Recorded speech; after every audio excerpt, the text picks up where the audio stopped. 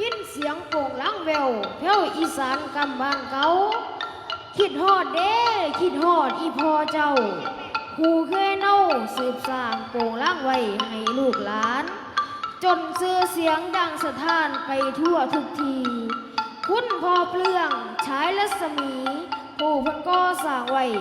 ให้เฮาได้ลำแงงอีพ่อเอ้ย